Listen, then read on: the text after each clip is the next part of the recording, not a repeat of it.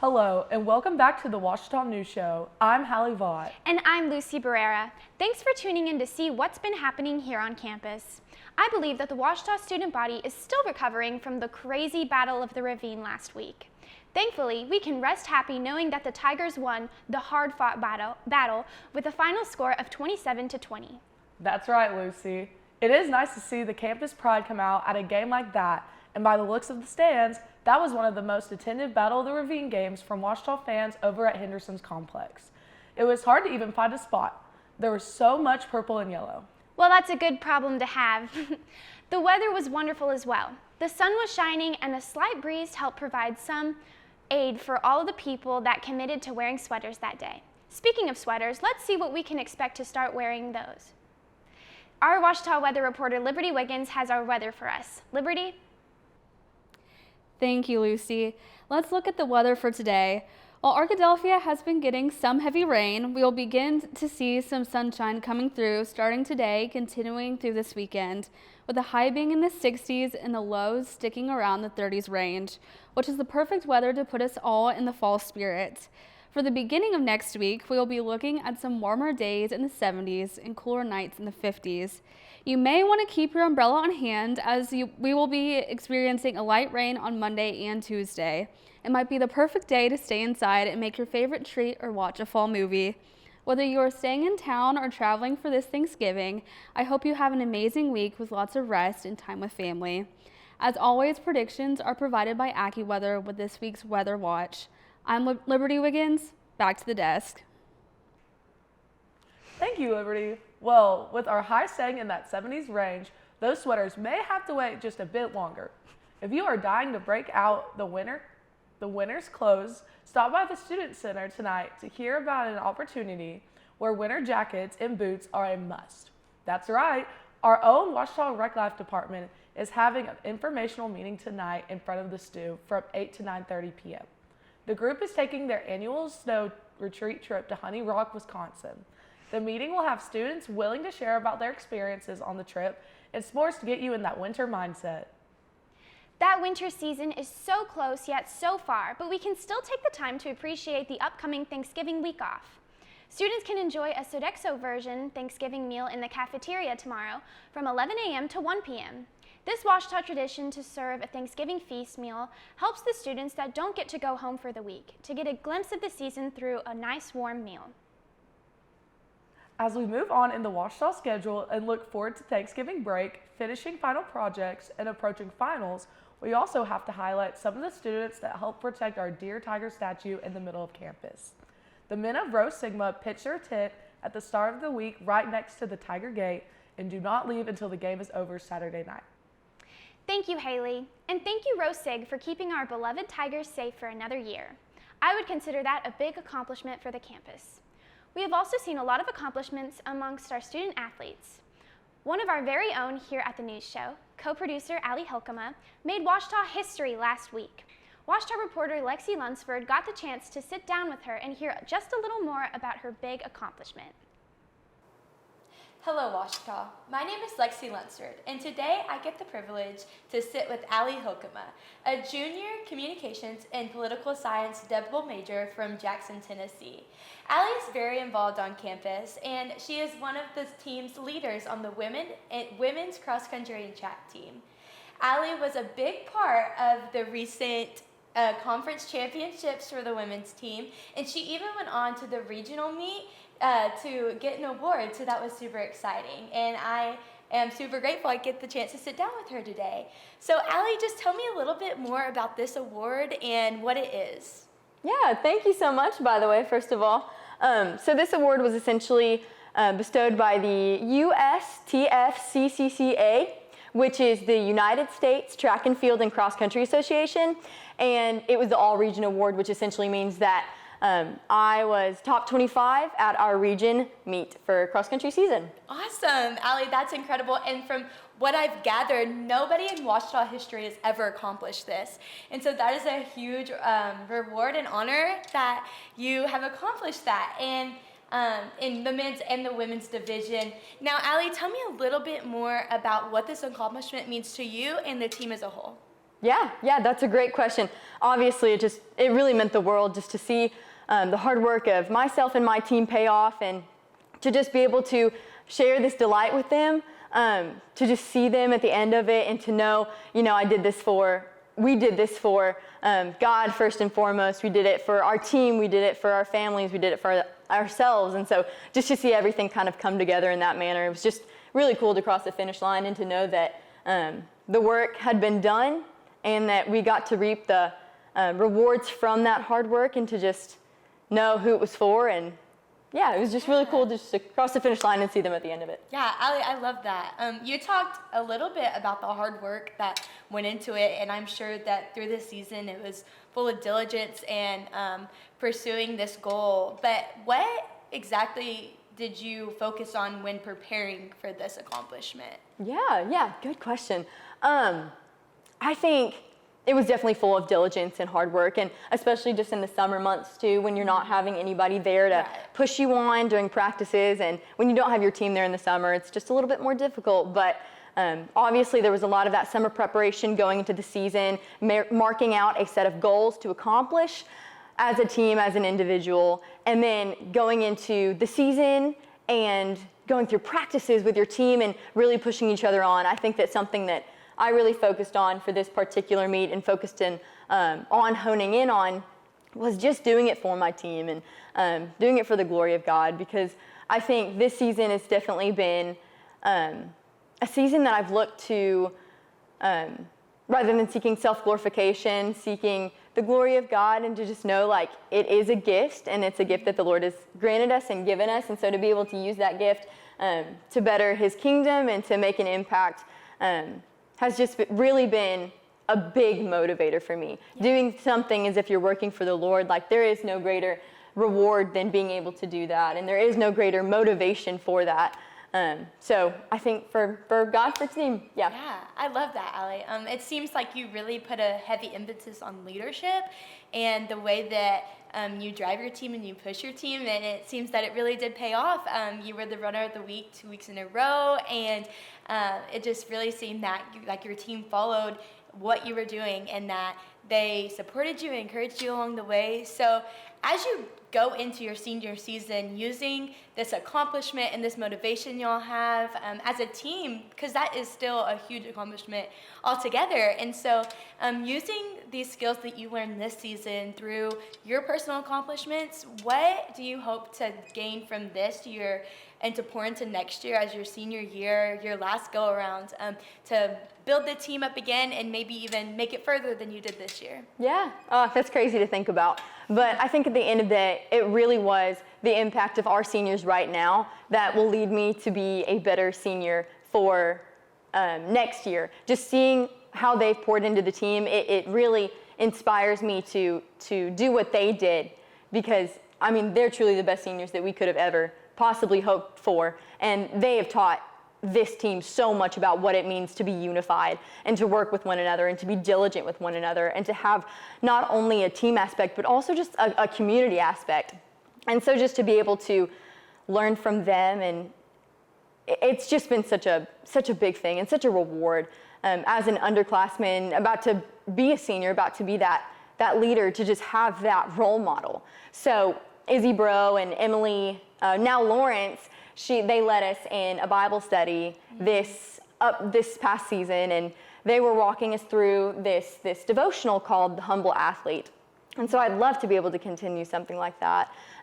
Macy Cash was super, super diligent in pouring into the team aspect, finding your team, doing it for your team, not just doing it for yourself, because cross country, is such an individual sport.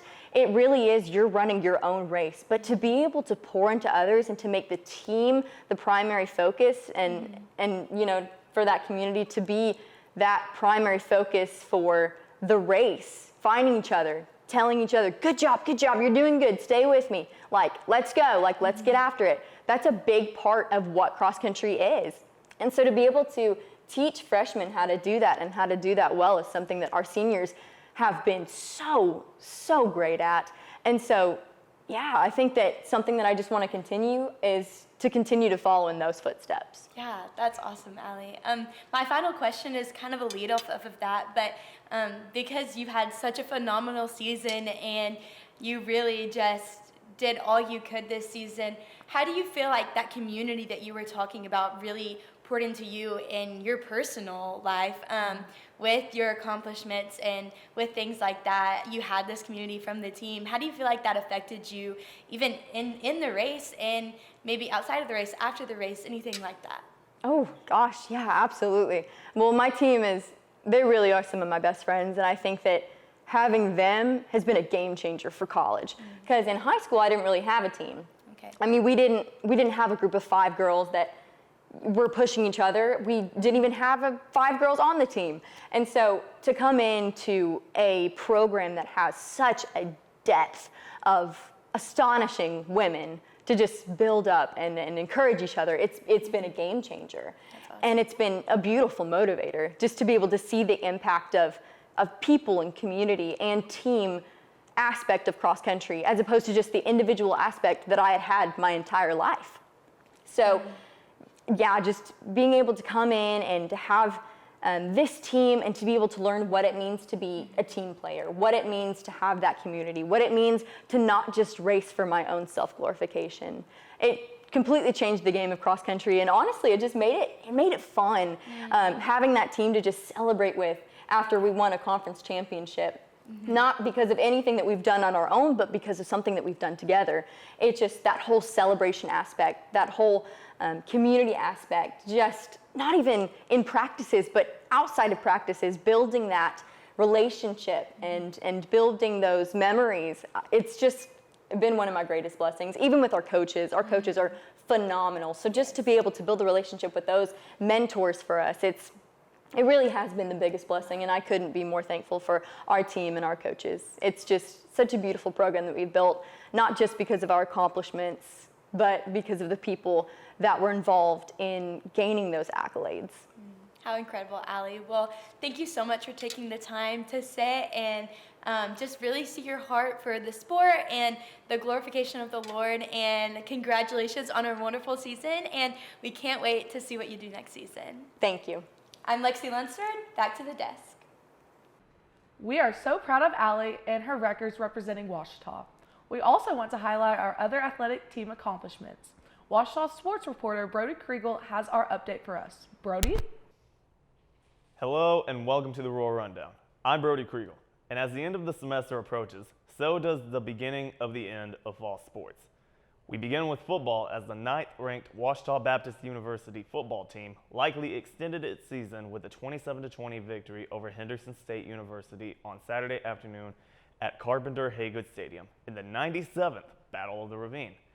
In addition to the rivalry win, which improves Ouachita's lead in the series to 47, 44, and 6, the Tigers also secured the program's 7th Great American Conference Championship, the 5th season in program history with at least 10 wins, and have secured a spot in this year's NCAA Division II playoffs.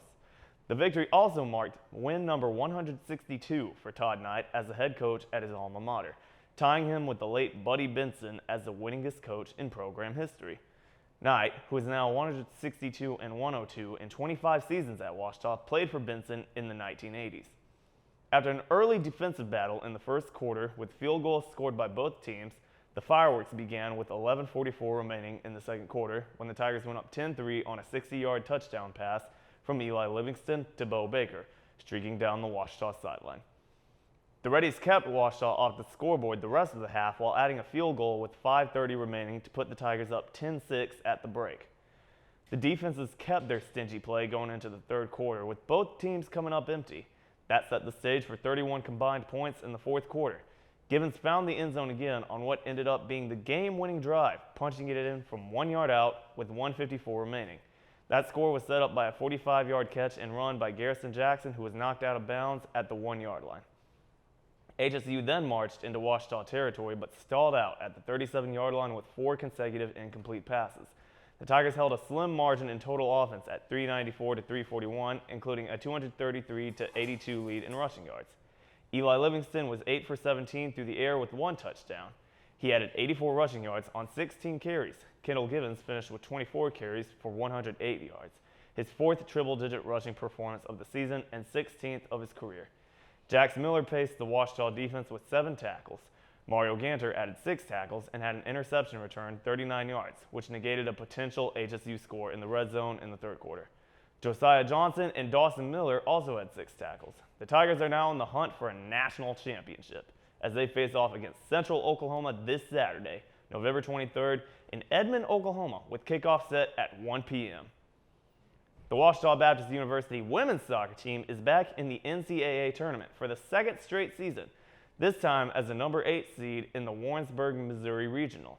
The Tigers will take on the hosts of the regional and the number 1 seed in the bracket, Central Missouri, this Friday, November 22nd at 3 p.m. in Warrensburg. Ouachita earned an automatic bid into the NCAA tournament, winning the 2024 Great American Conference Championship Tournament this past weekend at home at Cluck Field in Arkadelphia. The Tigers also won the league's regular season championship and entered the NCAA tournament with a record of 8-7-4. In the GAC tournament, the Tigers opened with a 3-2 double overtime victory over Southern Nazarene before needing a penalty kick shootout to determine a victory in the finals against Oklahoma Baptist. Ouachita won the PK shootout 4-3 after a scoreless stalemate and 110 minutes of regulation and overtime. The NCAA tournament appearance this year is the second straight for the Tigers and the third overall in program history. Central Missouri is coming off a Mid-America Intercollegiate Athletics Association Tournament Championship, sweeping through the bracket with wins over Northwest Missouri State, Missouri Western, and Central Oklahoma. The Jennies entered the tournament at 15-4-2 overall. Tiger Volleyball closed out the regular season with a 3-0 sweep over the Golden Suns of Arkansas Tech University on Thursday night for the team's 4th win in a row. Ouachita opened up the regular season finale with a strong 5-0 run. After Arkansas Tech scored the next 2 points, the Tigers put together another 5-0 run to go up 10-2. A few points later, Ouachita led 15-5 and never looked back. The Tigers kept their foot on the gas and won the first set comfortably 25-10. Tech woke up in the second set and took a small lead early on, but the Tigers were quick to respond and retake the lead. Ouachita used a 6-1 run to go up by 5 midway through the set. The Golden Suns had their own answer and closed the gap back down to 2 points. However, Ouachita ended the set on a 6-2 run to win it 25-19 and take the 2-0 match lead. Both teams traded runs and small leads to start set number 3. Ouachita used 3 straight points to tie the set at 7-7. Then take a 9-7 lead. The Tigers pushed that lead out to 6 a few points later. When it looked like Ouachita was going to run away with things, Tech scored 5 in a row to bring it within 1 point. The Tigers answered by going back up by 4 and then 5 points shortly after. Tech again wiped away the lead to bring the set within 1 point, 23-22. Ouachita was able to hang on to its lead and get the 25-23 set victory and secure the 3-0 match sweep. This marks the Tigers' 6th straight win and 3rd straight sweep over Arkansas Tech dating back to 2022. Ouachita has now swept ATU in 5 of the last 6 matchups. Leah Gardner and Kaylee Thedford tied for the match lead with 10 kills each. Riley Brazil and Haley Fairchild were tied for next with 7 kills. Fairchild also led the team in blocks with 2. Gardner finishes the regular season holding the highest hitting percentage in the GAC with a .359. Courtney Hansen led all setters with 31 assists. Hansen recorded an ace in the win and has moved into 5th place all-time at Ouachita in career service aces. The junior also closed out the regular season, ranked 2nd in the GAC in total assists. Avery House tied with Brazil for the team leading digs with 14 each. The Tigers close out the regular season on a 4-game winning streak and a 19-9 overall record. Ouachita's 10-6 record in GAC play ties the Tigers with Oklahoma Baptist for 4th place in the conference. In the upcoming GAC tournament, the Tigers will be the 5th seed. The Tigers will ride their winning streak into the Great American Conference tournament, where they will face off against 4th-seeded Oklahoma Baptist on Thursday, November 21st at the Bank Ozark Arena in Hot Springs, Arkansas. Times will be announced by the conference in the coming days. If you want to keep up with the latest in Ouachita athletics, be sure to visit obutigers.com and tune into the Ouachita Sports Digital Network. That's all for this week's Rundown. This has been Brody Kriegel signing off. Thanks for that update, Brody. Ouachita Tiger Athletics has been succeeding, and that should encourage you to succeed in your academics. If you are needing tutoring help, Make your way to the Academic Success Center soon before finals week is upon us. That is always a good reminder. Also, we at the Ouachita News Show encourage you to take time for yourself and for your family over Thanksgiving break. As we go into break, we did want to ask you all a fun question before you go. This leads us to our question of the day. We asked you all on our social media, if pranks were allowed during Battle of the Ravine Week, what prank would you pull on Henderson? Let's take a look at some of your responses. Sydney Knight said she would put snakes in their fountain. Chapman Cooper said he would make a ready statue, pee on it, and light it on fire. Emily O'Quinn said she would drop purple marshmallows out of a plane onto their campus. And Emerson Thompson said she would paint their sides with purple graffiti. Lucy, what prank would you want to do during Battle of the Ravine Week? I would probably agree with Emerson Thompson. I think that that's a really good one. Yes. How about you? For my prank, I would get 3 chickens, label them chicken 1, 2, and 4, and leave a note, put them on the baseball field, leave a note, and I would say, find the 3rd one, but there's no 3rd chicken. Well, that's all we have for you today. Make sure to follow us on our Instagram at Ouachita News Show and to answer each of the question of the week. You just might see your response pop up on the show. And don't forget to subscribe to our YouTube channel, Ouachita News Show, so you never miss out on the latest and greatest Ouachita news. See you next time.